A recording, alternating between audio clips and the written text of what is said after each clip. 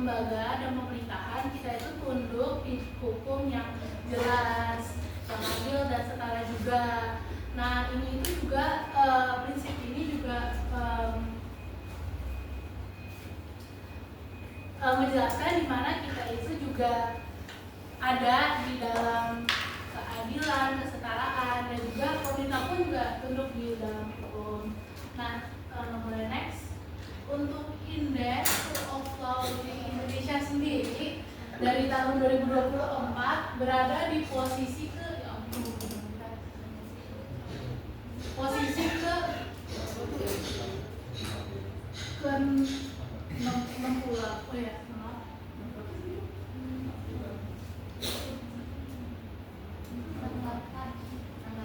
68 dari 142 negara, dan dari scoringnya itu ada 0,53 guys. Dan kalau kalian lihat di board di atas 53 itu termasuk yang buruk. Bahkan guys kalau misalnya kita lihat dari daftarnya, kita tuh kalah sama negara tetangga guys. Negara tetangga itu tuh lebih tinggi, bahkan jauh lebih tinggi. Next. Nah ini ada beberapa alasan kenapa sih yang membuat indeks rule of law di Indonesia itu sangat jelek. Jadi ini adalah beberapa kategorinya, dan yang paling parah itu yang nomor 20.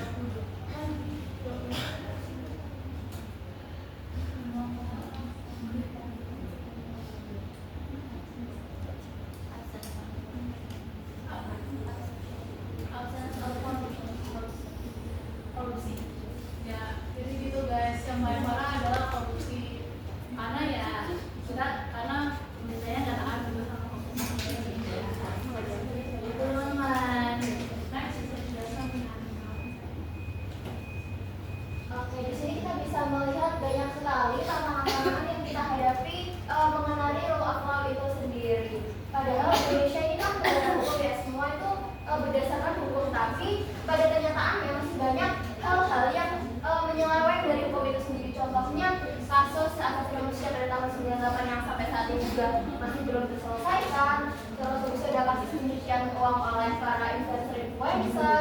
Setelah itu ada kasus tentang ID Purse yang kemarin beberapa waktu lalu sempat viral. Nah di sini kita bisa melihat bahwa hukum yang seharusnya itu membantu rakyat Indonesia, tapi kenyataannya itu masih banyak yang tajam ke bawah namun tumpul ke atas. Nah tantangan lain yang juga dihadapi adanya rendahnya kepercayaan rakyat terhadap aparat di Indonesia, serta maraknya praktik korupsi yang sudah biasa terjadi di pemerintahan Indonesia itu sendiri.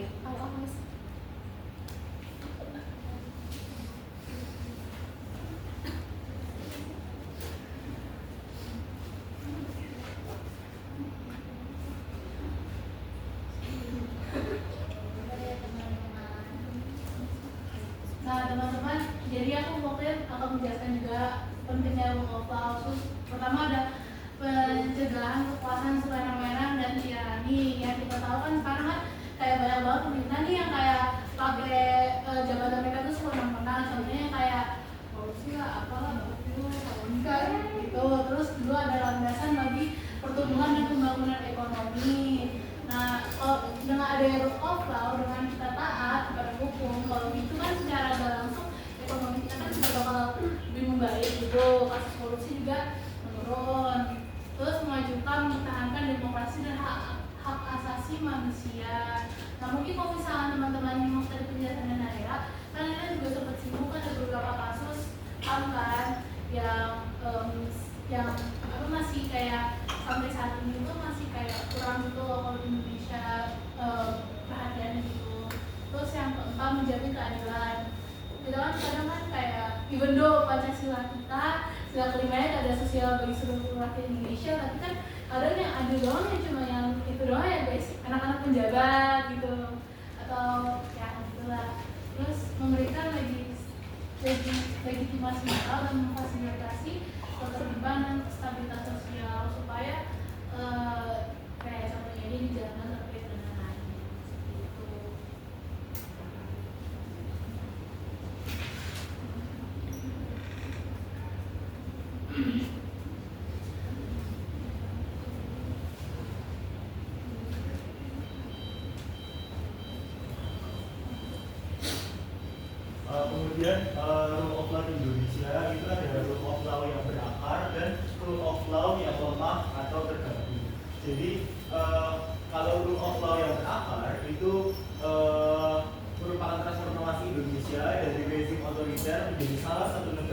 demokrasi paling dinamis dan terdesentralisasi di Asia. Kemudian untuk rule of law yang lemah atau terganggu itu merupakan sumber tantangan utama bagi Indonesia, yang yaitu adalah korupsi sebagai negara utama, kriminalitas dan ekonomi gelap. Yang terakhir ada terorisme dan radikalisme. Oke, di sini aku akan jelasin tentang prinsip rule of law di Indonesia. Nah, prinsip dasar rule of law ini yaitu hukum harus menjadi panglima dalam mengatur kehidupan berbangsa dan bernegara, memastikan bahwa setiap individu termasuk pemerintah tunduk pada hukum yang berlaku. Artinya, seluruh tindakan warga negara maupun pemerintah harus tunduk pada hukum yang berlaku dan tidak ada pihak manapun yang kebal terhadap hukum. Dalam konteks ini, hukum berperan sebagai pengatur utama yang memastikan tatanan sosial berjalan dengan lancar. Di Indonesia, prinsip ini juga tertuang dalam Undang-Undang Dasar 1945 yang menegaskan bahwa negara kita, negara Indonesia ini merupakan negara hukum, bukan negara kekuasaan. Artinya kekuasaan pemerintah dibatasi oleh hukum karena agar pemerintah itu tidak sewenang-wenang terhadap rakyatnya. Selanjutnya ada unsur-unsur dari rule of law itu sendiri. Yang pertama ada supremacy of law, yang kedua ada equality before the law, dan yang ketiga adalah constitution based on human rights. Nah, supremacy of law itu tidak ada kekuasaan yang sewenang-wenang oleh pejabat atau pemerintah ataupun raja. Di sini dijelaskan bahwa supremacy of law itu berarti supremasi hukum berarti tidak ada kekuasaan yang bertindak sewenang-wenang, baik rakyat, penguasa maupun pemerintah yang lain, semuanya harus tunduk kepada hukum. Dalam sistem ini, hukum menjadi pengendali tertinggi yang mengatur segala bentuk kekuasaan agar tidak terjadi penyalahgunaan wewenang. Sementara itu, kesetaraan di hadapan hukum menegaskan bahwa setiap warga memiliki hak dan kewajiban yang sama dalam sistem hukum. Tidak ada yang diistimewakan, semuanya bisa diadili jika melanggar hukum, termasuk pejabat negara. Dalam praktiknya, prinsip ini seringkali masih menjadi tantangan karena masih banyak kasus di mana hukum tampak lebih keras bagi masyarakat biasa dibandingkan pejabat-pejabat yang sedang menjabat di pemerintahan saat ini. Hal tersebut menunjukkan bahwa prinsip supremacy of law ini belum sepenuhnya terwujud. Yang kedua adalah equality before the law, yang menunjukkan bahwa setiap warga negara sama kedudukannya di hadapan hukum. Penguasa maupun warga negara bisa apabila melakukan perbuatan melanggar hukum, maka akan diadili menurut aturan common law dan di pengadilan biasa. Jadi semuanya jika melanggar hukum itu akan mendapatkan sanksi yang sama, baik itu pejabat maupun rakyat. Dan yang terakhir, constitution based on human rights atau hak asasi manusia. Artinya hukum di suatu negara harus memberikan perlindungan terhadap hak-hak dasar setiap warga negara melalui undang-undang dasar dan keputusan pengadilan. Dalam konteks Indonesia, perlindungan terhadap hak asasi manusia diwujudkan melalui berbagai lembaga seperti Mahkamah Konstitusi, Kepolisian, Kejaksaan Agung, KPAI, Komnas HAM, dan lain sebagainya. Nah, lembaga-lembaga ini memiliki peran penting dalam memastikan hak-hak warga negara Indonesia agar dihormati dan dilindungi sebagai warga negara Indonesia itu sendiri. Nah, konstitusi dan hak asasi manusia ini dibentuk untuk menjamin kehidupan rakyat Indonesia di Indonesia ini agar berjalan dengan aman dan tenang. Namun, kenyataannya masih sering kita temui pelanggaran hak asasi manusia yang belum terselesaikan, baik di masa lalu maupun masa kini. Hal ini menjadi pengingat bahwa perlindungan hak asasi manusia bukan hanya tanggung jawab lembaga pemerintah, tetapi juga tanggung jawab kita semua sebagai warga negara yang menjunjung tinggi nilai kemanusiaan.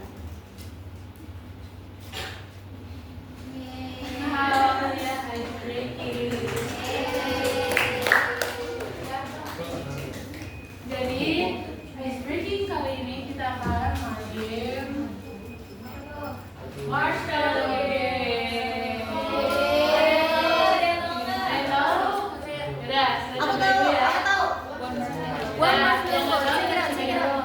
Yang lain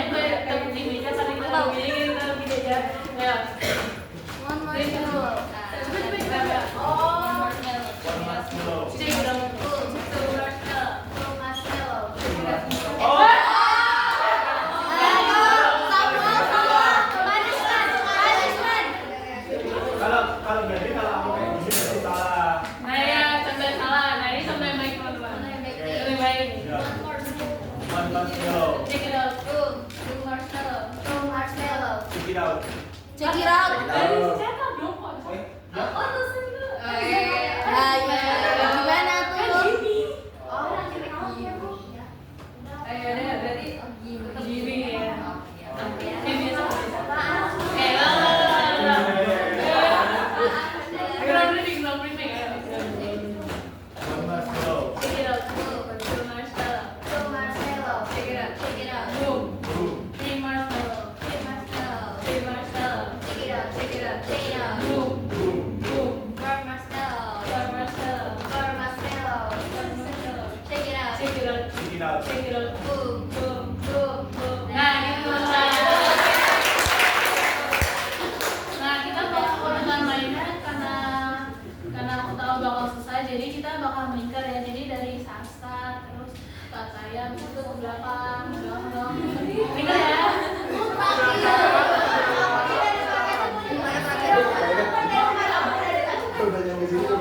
Jadi teman-teman harus konsentrasi ya.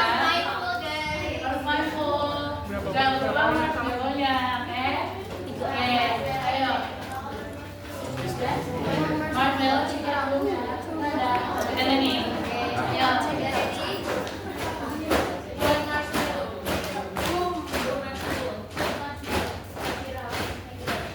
Boom.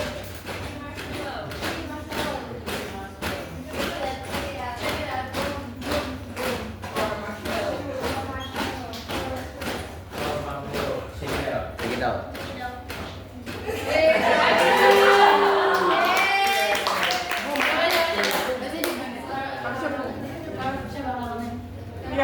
Caroline. Oke, Caroline, maju. Tenang. Ayo maju. Kita nih berdua orang ya, guys. Jadi aman aja. Dua lah minimal lah. Maju.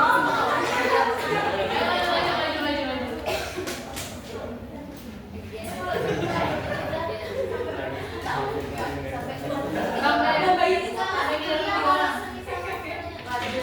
kalau marshmallow udah habis ya udah lanjut Pak. Jangan nih marshmallow-nya habisin sampai nol nih. Habis nol terus tuh misalkan habis jam kita nol. Begitu nol ngejawabin lagi. Iya.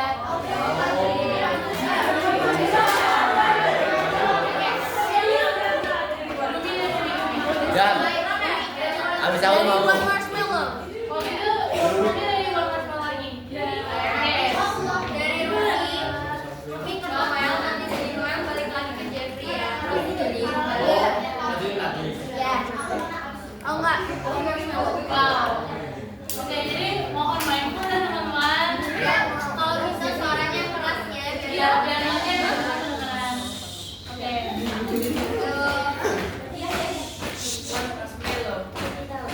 Two marshmallow.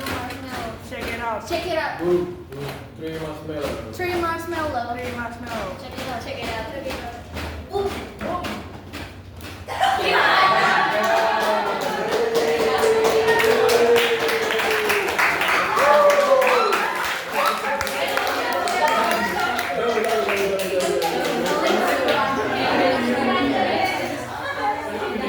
enggak abis aku beda. Ya, kamu ke sana. Oke. Ayo Pak.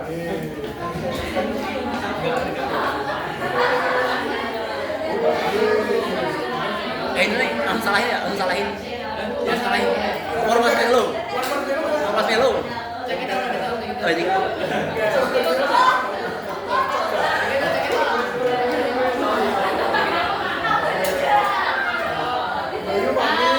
Oke guys, karena ini kan udah 2 cewek, sedangkan mangsa kita kan 3. Nah, kita butuh 1 cowok.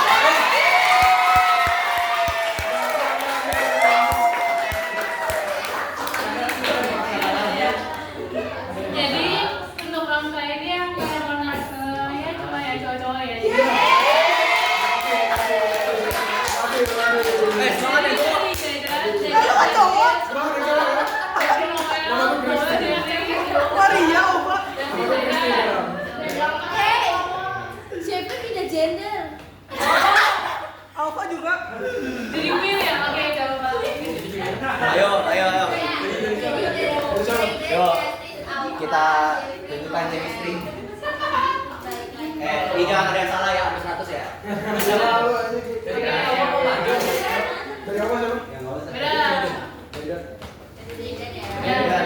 Ini kan Gaidan, Noel, ini. Ya, gitu.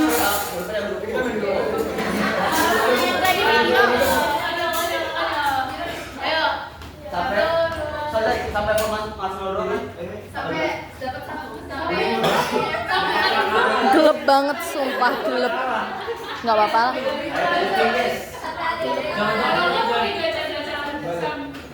Ini yang gak ada. Ini siap. Main ya. Tuh. Ya. Tuh. 2, 3. Oh, jangan pelan-pelan. Ayo dulu. Belum mulai. Belum mulai. Tuh, 2, 3. Let's go. Tepukin dong.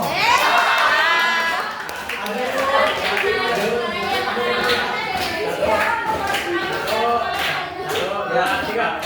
One marshmallow. Check it out. Boom. Two marshmallow. Check it out. Check it out. Boom. Oh,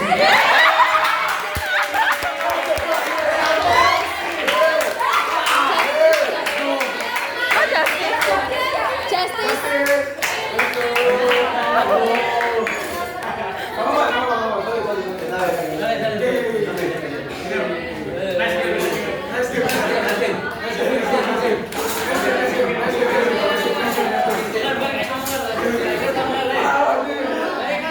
Admin dia tuh admin. Admin mantap.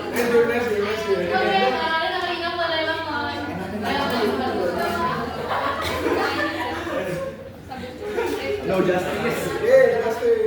Nggak artis, nggak hadiah siapa tahu. Iya, dapat dari sini. Silakan pilih A atau B.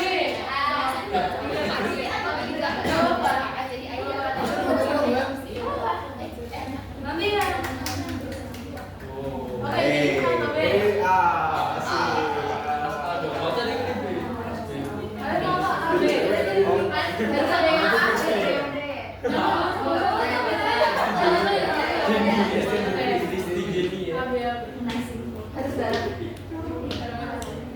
Aja. Oke, A, penonton siap melihat musuh kemana? Ya, langsung bicara ya. No way. Aduh, guys. Aduh, guys. Ini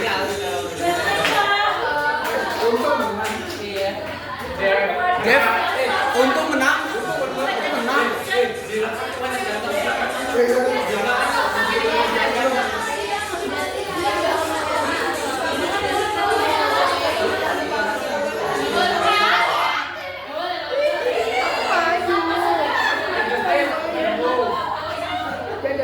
Ya. Bah.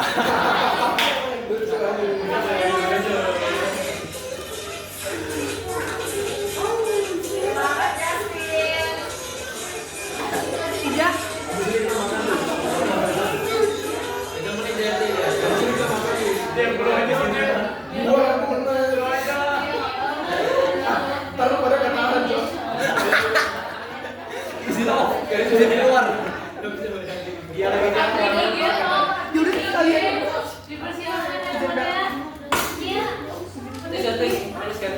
Oh ya, oke. 4 menit ya.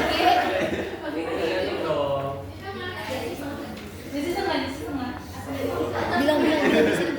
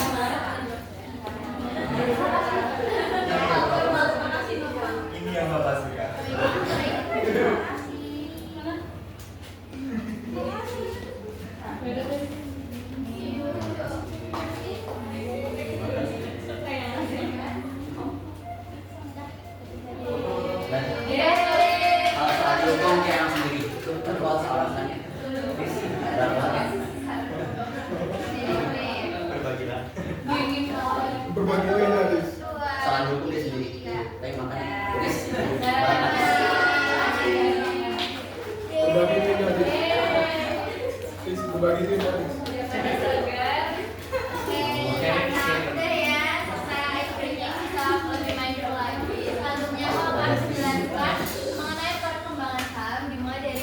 Hingga pengaruhnya di Indonesia.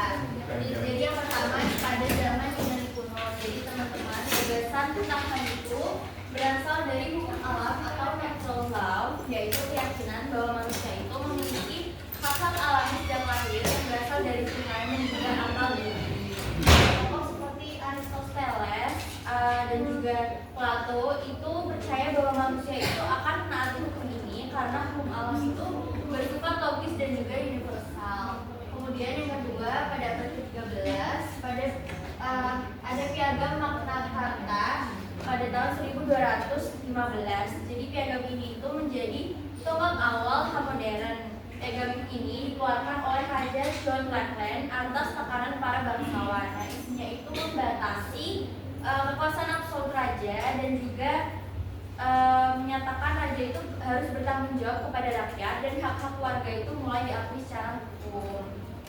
Kemudian yang ketiga, pada abad 17 ada Petition of Rights pada tahun 1628. Jadi petisi ini itu ditekan oleh Raja Charles I yang menegaskan bahwa hak rakyat itu hak rakyat untuk tidak ditangkap atau dipenjarakan tanpa alasan dan bukti yang sah. Kemudian yang keempat ada Bill of Rights pada tahun 1689. Jadi Bill of Rights ini dikeluarkan pada masa Raja William III setelah Revolusi Gemilang atau Glorious Revolution. Nah, Bill of Rights ini menandai kemenangan rakyat dan juga parlemen atas kekuasaan raja. Nah, pada Bill of Rights ini juga dijamin kebebasan berbicara di parlemen, pemilihan umum yang bebas, dan juga hak-hak dasar warga negara. Nah, dari dua periode Bill of Rights dan juga Petition of Rights ini menunjukkan bahwa HAM itu berkembang seiring lahirnya demokrasi dan juga seiring pembatasan kekuasaan penguasa. Nah, inilah menjadi hubungan awal antara rule of law dan juga HAM. Kemudian yang kelima ada Deklarasi Kemerdekaan Amerika atau The American Declaration of Independence pada tahun 1776. Nah, deklarasi ini diperjuangkan oleh beberapa tokoh seperti John Locke, Rousseau, dan juga Montesquieu. Nah, dalam deklarasi ini itu dinyatakan bahwa semua manusia itu diciptakan setara dan juga diberi hak-hak yang tidak dapat dicabut oleh siapapun. Hak-hak ini itu meliputi hak hidup, hak kebebasan, dan juga hak mengambil kebahagiaan. Lalu kemudian deklarasi ini itu menjadi dasar konstitusi Amerika. Kemudian yang keenam ada Deklarasi Hak Asasi Manusia Prancis pada tahun 1789. Deklarasi ini lahir dari Revolusi Prancis dengan semboyan liberté, égalité, dan juga fraternité yang berarti kebebasan, kesetaraan, dan juga persaudaraan. Nah, isi dari deklarasi ini itu mengenai kebebasan berpendapat, beragama, hak atas kepemilikan, dan juga prinsip tidak bersalah sampai terbukti. Kemudian deklarasi ini itu juga memperkuat konsep bahwa setiap manusia itu memiliki hak kodratnya yang tidak bisa dicabut. Boleh dislide. Yang ketujuh ada The Four Freedoms oleh Franklin D. Roosevelt, Presiden Amerika Serikat pada tahun 1941. Nah, di tengah Perang Dunia II, Presiden Roosevelt ini merumuskan 4 kebebasan dasar manusia, yaitu freedom of speech, freedom of religion, freedom from fear, dan juga freedom from war. Nah, 4 kebebasan ini itu memperluas konsep HAM menjadi lebih sosial dan juga lebih universal. Kemudian yang ke-8 ada Deklarasi Universal HAM oleh PBB. Nah, setelah Perang Dunia II dan setelah tragedi kemanusiaan Holocaust, dunia itu mulai menyadari bahwa perlindungan HAM secara global itu sangatlah penting. Oleh karena itu, PBB menetapkan Deklarasi Universal tentang Hak Asasi Manusia atau bisa disingkat UDHR pada tanggal 10 Desember 1948. Nah, deklarasi ini menetapkan HAM sebagai kerangka moral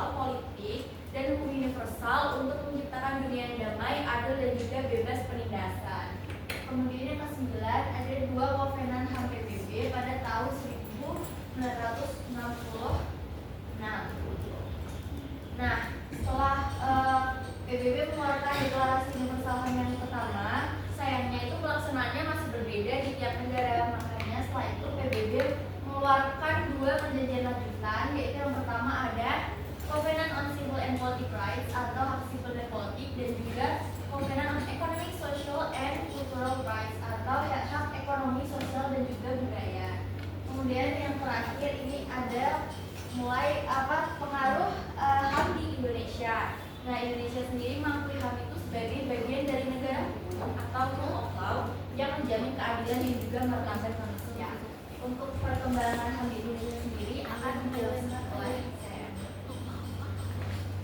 Oke, terima kasih Bu Ella. Jadi selanjutnya ada perkembangan HAM di Indonesia. Ada sekitar 5 periode, yaitu yang pertama pada tahun 1945 sampai 1949, di mana pada sekitar tahun itu diciptakannya hak memilih kehidupan, hak berkumpul dan berpendapat, hak untuk memilih kepercayaan, serta adanya jaminan bagi fakir miskin dan anak terlantar. Kemudian juga ditetapkannya Komite Nasional Indonesia atau disingkat dengan KNIP. Kemudian pada tahun 1949 sampai 1959, Konstitusi Republik Indonesia Serikat atau KRIS mengatur HAM pada pasal 7 sampai pasal 33. Kemudian Undang-Undang Dasar Sementara atau UUDS mengatur HAM dari pasal 7 sampai 34. Kemudian pada tahun 1959 sampai 1966, Dasar Negara kembali pada Undang-Undang Dasar 1945 dan pengaturan tentang HAM kembali seperti awal. Nah, pada antara tahun ini juga Undang-Undang Dasar 1945 dinilai telah dan sudah memuat pokok-pokok HAM. Nah, kemudian berlanjut pada tahun 1966 sampai 1998, Indonesia itu merubah Undang-Undang Dasar 1945 dengan dilakukan referendum yang melibatkan rakyat. Nah, ini tertera pada Undang-Undang Dasar Nomor 5 Tahun 1945. Nah, tapi MPR itu berketetapan untuk mempertahankan Undang-Undang Dasar 1945. Ini ada di ketetapan MPR Nomor 1 MPR/1983.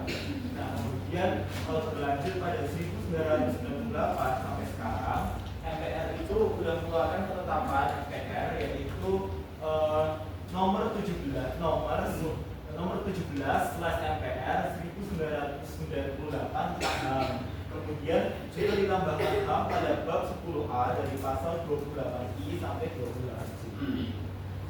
20I dan 28J. Oke, selanjutnya kita mulai masuk ke penjabaran hak asasi manusia dalam Undang-Undang Dasar. Nah, tadi kan sebelumnya sudah dijelaskan tentang Deklarasi Universal Hak Asasi Manusia ya. Itu kan disahkan oleh PBB pada 10 Desember 1948. Nah, sedangkan di Indonesia itu sudah merumuskan tentang hak-hak asasi manusia pada 1945 gitu kan. Nah, artinya Indonesia itu sudah menanamkan hak-hak asasi manusia gitu ya. Dan ini tuh akan hak-hak itu ditegaskan kembali di Undang-Undang Dasar, lalu diperkuat kembali pada Deklarasi Universal Hak Asasi Manusia. Nah, sekarang kita mulai masuk ke pembukaannya. Nah, di pembukaan Undang-Undang Dasar itu kan ada 4 alinea ya. Nah, di alinea pertama itu ada kata-kata kemerdekaan ialah hak segala bangsa. Nah, artinya itu hak asasi manusia itu bukan merdeka secara individu saja, maksudnya bukan merdeka secara perseorangan saja, tetapi juga merdeka sebagai makhluk sosial. Maksudnya itu merdeka dalam hal ini tuh merdeka sebagai suatu bangsa. Jadi merdekanya itu bukan hanya satu orang saja, tapi juga sebagai keseluruhan satu bangsa. Nah, kemudian di alinea kedua itu kan dan perjuangan kemerdekaan dan perjuangan pergerakan kemerdekaan Indonesia telah sampailah pada saat berbahagia dengan selamat sentosa mengantarkan rakyat Indonesia ke depan pintu gerbang kemerdekaan Indonesia yang merdeka, bersatu, berdaulat, adil dan makmur. Nah, artinya bangsa Indonesia itu sudah memperjuangkan kemerdekaan mereka untuk menjadikan Indonesia sebagai negara yang merdeka, berdaulat, bersatu satu, adil dan makmur sesuai dengan alinea yang kedua tersebut. Kemudian alinea yang ketiga itu kan atas berkat rahmat Allah yang Maha Kuasa dan dengan dorongan oleh keinginan luhur supaya berkehidupan kebangsaan yang bebas. Maka rakyat Indonesia menyatakan dengan ini kemerdekaannya. Nah, artinya kemerdekaan yang diraih itu bukan hanya berkat dari perjuangan mereka semata, tetapi juga berkat rahmat dan anugerah yang diberikan oleh Tuhan Yang Maha Esa. Gitu. Nah, setelah itu bangsa Indonesia itu menjunjung tinggi hak asasi manusia untuk memeluk agama sesuai dengan kepercayaan mereka masing-masing. Kemudian alinea keempat itu kan pemerintahan negara Indonesia melindungi segenap bangsa Indonesia dan seluruh tumpah darah Indonesia dan untuk memajukan kesejahteraan umum, mencerdaskan kehidupan bangsa dan ikut melaksanakan ketertiban dunia. Nah, artinya negara itu sudah menjamin dan melindungi hak asasi manusia pada setiap warganya, terutama kesejahteraan hidupnya baik secara rohani maupun jasmani, dan juga hak-hak asasi manusia mereka dan juga hak-hak asasi mereka secara sosial, pendidikan, politik, ekonomi, kebudayaan, dan agama. Oke, tadi kita udah masuk ke pembukaannya. Sekarang kita mulai bahas dari batang tubuhnya ya. Nah, kan kita lagi bahas hak asasi manusia. Jadi kita mulai fokus ke bab 10A tentang hak asasi manusia.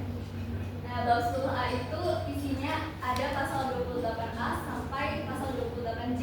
Itu karena banyak banget, jadi intinya itu di pasal 28A itu isinya tentang hak untuk hidup dan hak untuk mempertahankan hidupnya. Jadi misalnya keselamatan kita nih terancam gitu.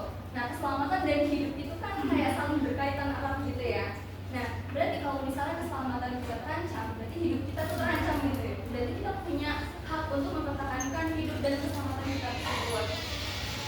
Nah, kemudian pasal 28B itu hak untuk berkeluarga secara sah melalui pernikahan yang sah, serta ada juga hak perlindungan dan kesejahteraan anak. Nah, kemudian pada pasal 28C itu setiap individu berhak atas pengembangan diri dan pendidikan untuk meningkatkan kualitas hidup dan kemajuan bersama. Kemudian pada pasal 28D setiap individu itu berhak untuk diperlakukan secara adil di mata hukum, tapi bukan di mata hukum saja, berhak juga diperlakukan secara adil, maksudnya memiliki kesempatan yang sama gitu untuk mendapatkan kerja atau menduduki di pemerintahan gitu. Lalu di sini juga dijelaskan tentang hak status kewarganegaraan ya.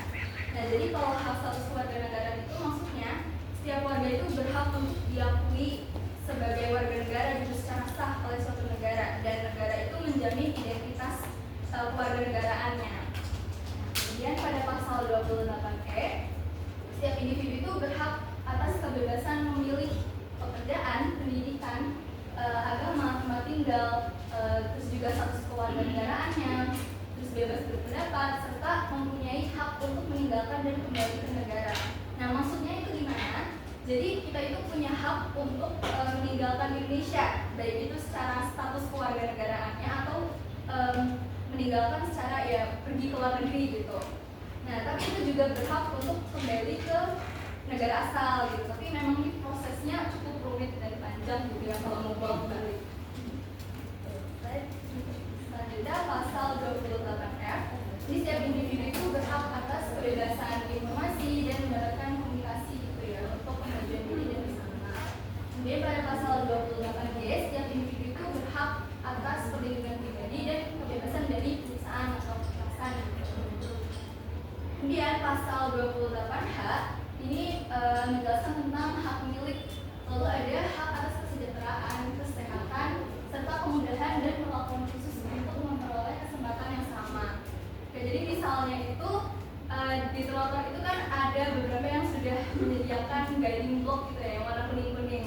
Nah, itu merupakan salah satu contoh perlakuan khusus gitu bagi para penyandang disabilitas tunanetra untuk memandu mereka berjalan gitu, agar mereka memiliki kesempatan yang sama untuk ya agar berjalan dengan santai gitu.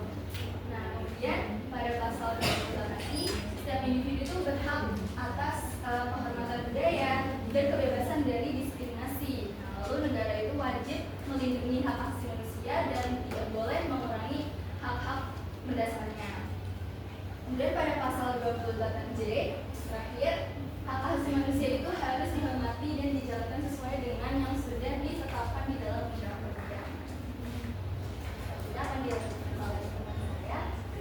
Oke, di Indonesia itu terutama udah mengupayakan ya untuk penerapan halnya. Nah itu di sini tuh aku input ada 5. Dan ini aku input ada 5. Yang pertama itu ada dibentuknya Komisi Nasional HAM atau Komnas HAM pada tahun 1993. Kemudian ada dibentuknya Komisi Nasional Anti Kekerasan terhadap Perempuan atau Komnas Perempuan pada tahun 1998. Kemudian ada pembentukan Lembaga Bantuan Hukum atau LBH. Lalu ada Komisi Perlindungan Anak Indonesia atau KPAI yang dibentuk pada tahun 2002 dan pembentukan Pengadilan HAM.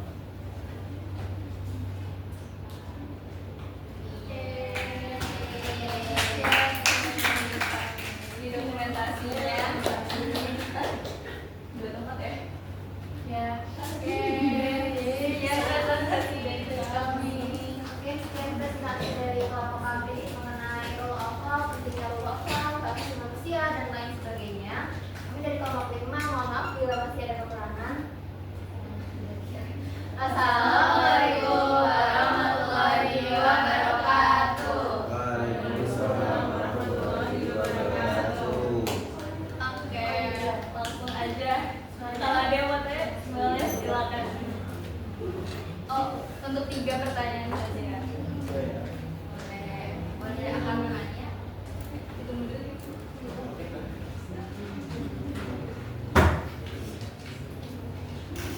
Biar dihitung dulu ya.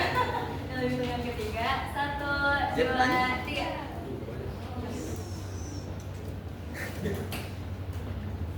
Tapi boleh silakan. Sebut aja nggak apa-apa. Sebelumnya perkenalkan, saya Nafisa dari Undangan Nomor 36 disebutkannya dalam prinsip rule of law, setiap kebijakan pembangunan itu seharusnya berdasarkan keadilan, kesetaraan dan penghormatan terhadap hak asasi manusia. Namun kenyataannya pembangunan di Indonesia masih sangat berpusat di daerah perkotaan, sementara masyarakat di daerah 3T itu tetap tertinggal dalam akses pendidikan, kesehatan, dan infrastruktur dasar. Nah, jika hukum benar-benar menjadi kekuasaan tertinggi, mengapa hukum tidak mampu menjamin pemerataan kesejahteraan dan perlindungan hak asasi manusia bagi masyarakat miskin di daerah 3T? Nah, menurut pendapat kalian, apakah rule of law di Indonesia benar-benar menegakkan keadilan untuk semua warga negara, atau justru memperkuat ketimpangan antara mereka yang dekat dengan kekuasaan dan mereka yang hidup di lingkungan? Terima kasih. Terima kasih.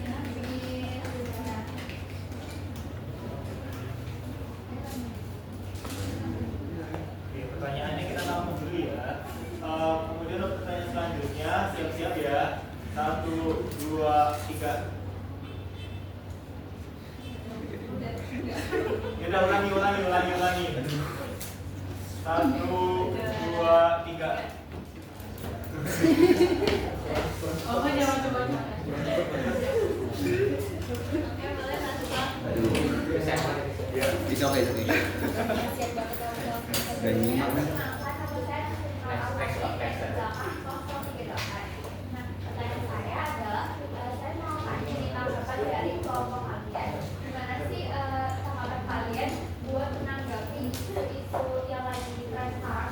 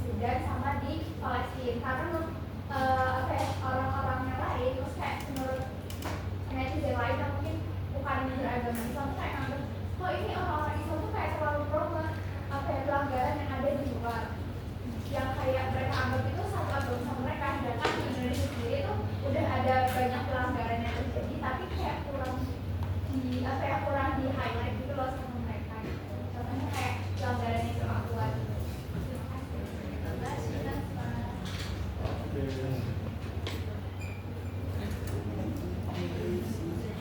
kalau gitu kita coba bayang lagi ya teman-teman. Boleh dari hitungan ketiga, dua, sapi. Satu. Dua, Ulang. tiga, dua, sandal. Turun dulu. Kita turun dulu. Pilih dulu satu.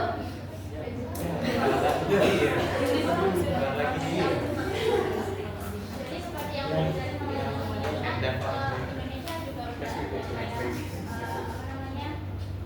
komisi buat melindungi perempuan dan anak. Tapi pada kenyataannya kan kekerasan perempuan dan anak Indonesia itu masih sering terjadi. Terus hal itu tuh bisa terjadi karena banyaknya korban yang tidak berani melapor karena takut dan tidak tahu kemana mencari bantuan. Padahal untuk merasa aman dan tidak mendapat kekerasan itu adalah bagian dari hak asasi manusia. Jadi menurut teman-teman, apa yang harus dilakukan oleh pemerintah untuk melindungi korban dan melapor kekerasan serta bagaimana peran masyarakat dalam mendukung keberanian korban agar mampu melaporkan.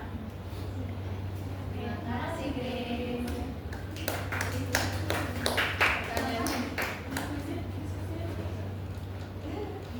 Nah, kami usahakan ya. Oke, kami diskusi dulu ya teman-teman.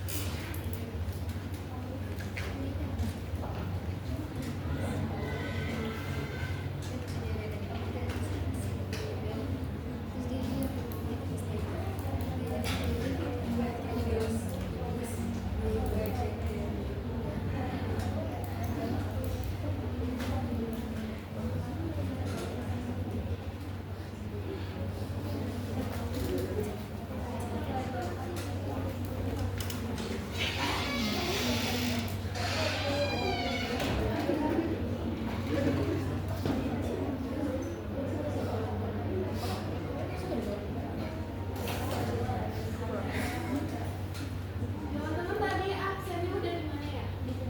Ini. Belum. Dua ya, itu pertemuan 11 sama 12. Oke, udah. Kali 15 aja mas.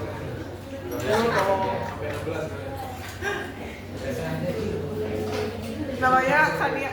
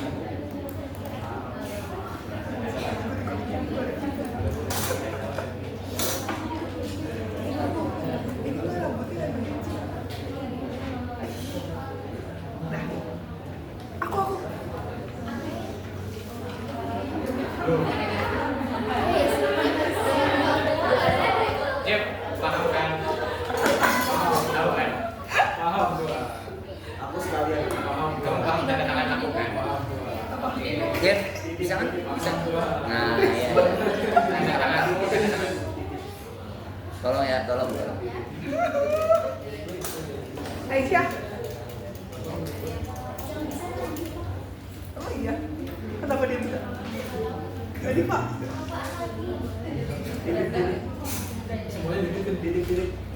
Nanti Pak. Jadi aku mau menjawab pertanyaanku untuk pertanyaan Nafis. Terus gimana Nafis bertanya kalau misalnya hukum itu sudah jadi kekuasaan tinggi, kenapa hukum itu tidak mampu menjamin pemerataan kesejahteraan dan perlindungan bagi masyarakat miskin dalam pidana? Yang pertama, yang kedua, sebenarnya kalau di Indonesia itu benar-benar menegakkan keadilan nggak sih untuk semua warga negara atau justru memperkuat ketimpangan antara mereka yang dekat dengan pusat kekuasaan dan mereka yang hidup di pinggiran. Nah, kalau kita bicara soal rule of law di Indonesia, idealnya memang hukumnya jadi kekuasaan tertinggi yang mampu menjamin keadilan, kesetaraan, dan perlindungan hak asasi manusia dan keamanan hukum. Tapi dalam prakteknya, penerapan hukum itu seringkali belum sepenuhnya bersarat dengan jaminan itu. Pembangunannya kan masih terpusat di kota-kota besar. Menunjukkan bahwa hukum itu juga belum bekerja secara efektif untuk memastikan distribusi kesejahteraan itu adil. Terus banyak kebijakan yang sebenarnya berada di atas kertas, tapi pelaksanaannya di lapangan itu terganjal oleh masalah birokrasi, korupsi, dan beragam penegakan hukum di daerah. Jadi akibatnya itu masyarakat di daerah kayak itu terus tertinggal dalam hal pendidikan, kesehatan, maupun infrastruktur dasar. Jadi kalau misalnya kita bisa bilang rule of law di Indonesia itu cuma dijadiin formalitas saja, hukumnya ada di masyarakat, tapi belum sepenuhnya jadi alat untuk buat keadilan sosial. Dan dalam situasi seperti ini, hukum itu tampak lebih kayak melindungi kepentingan mereka yang dekat dengan pusat kekuasaan, dan memang sementara suara masyarakat pemilihan itu kayak jika itu tenggelam di antara kepentingan politik dan ekonomi besar. Jadi kalau misalkan aku langsung lagi, apakah benar-benar menegakkan secara teoritis? Iya.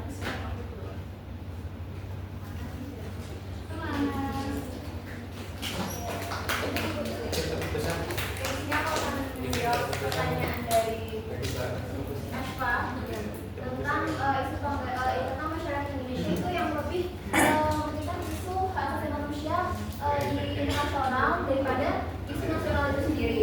Nah, isu pelanggaran HAM itu memang selalu menjadi topik yang kompleks apalagi bagi masyarakat itu sendiri. Fenomena di media sosial yang memperlihatkan sebagian besar masyarakat Muslim dan menyoroti kasus HAM di negara lain itu tidak bisa dilepaskan dari faktor solidaritas agama itu sendiri. Namun penting juga disadari bahwa perhatian terhadap isu yang ada di dalam negeri itu enggak kalah penting. Jadi karena Indonesia ini sebagian besar kan itu masyarakat Muslim ya, dan orang-orang Indonesia itu banyak yang masih berpedoman pada agamanya itu sendiri. Dan Palestina itu kan seperti yang kita ketahui itu merupakan salah satu pusat yang menjadi sejarah Islam di masa lalu. Jadi mungkin dari masyarakat Indonesia itu sendiri lebih aware ke Palestina, tapi perlu kita sadari bahwa sebenarnya masyarakat Indonesia ini nggak yang fokus terhadap internasional, tapi hingga melepaskan hak asasi manusia di Indonesia itu sendiri. Karena beberapa waktu lalu juga masih sempat viral banyak kasus-kasus hak asasi manusia di Indonesia yang masih dilakukan oleh masyarakat Indonesia itu sendiri, seperti waktu pemilihan presiden kemarin yang Prabowo masih disangkut pautkan dengan hak asasi manusia di masa lalu, hingga yang baru saja kemarin terjadi yaitu pengangkatan Soeharto sebagai pahlawan Indonesia, padahal Soeharto memiliki isu hak asasi manusia di masa lalu juga. Jadi sebenarnya masyarakat Indonesia itu enggak yang langsung melepaskan isu yang ada di Indonesia, tetapi karena solidaritas Muslim masyarakat Indonesia itu kuat, jadi mungkin karena saking banyaknya, jadi mungkin yang terlihat itu yang di internasional itu sendiri. Sudah dipahami? Terima kasih. Oke, terima kasih. Selanjutnya untuk pertanyaannya Chris, saya izin jawab. Tadi pertanyaannya bagaimana usaha pemerintah dan dari masyarakat itu sendiri untuk membantu korban. Oke, kalau dari pemerintah mungkin bisa lebih memperkuat perlindungan hukum ya, kayak misalnya itu bisa menciptakan atau menyediakan layanan yang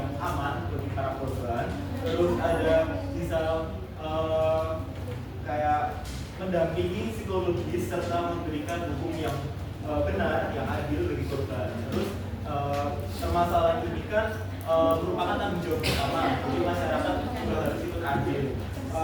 Itu yang bisa dilakukan oleh kita itu bisa menciptakan lingkungan yang aman bagi korban, lingkungan yang suportif bagi korban. Terus kita bisa kayak lebih speak up lagi untuk korban-korban yang merasa yang termasuk sebagai permasalahan ini juga.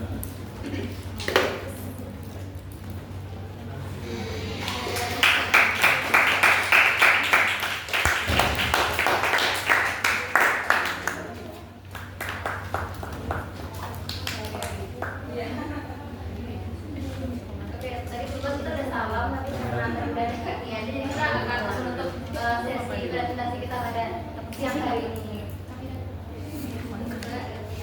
Assalamualaikum warahmatullahi wabarakatuh.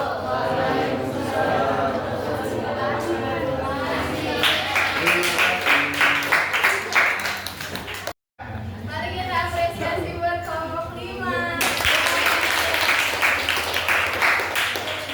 Presentasi kelompok 5 sudah berakhir dan agenda perkuliahan kita hari ini cuma itu aja. Jadi kita sudahi pertemuan kita hari ini. Mana tadi sudah dibuka dengan doa, katanya ditutup dengan doa juga. Berdoa tidak pernah cukup dan akan lanjutkan masing-masing. Jadi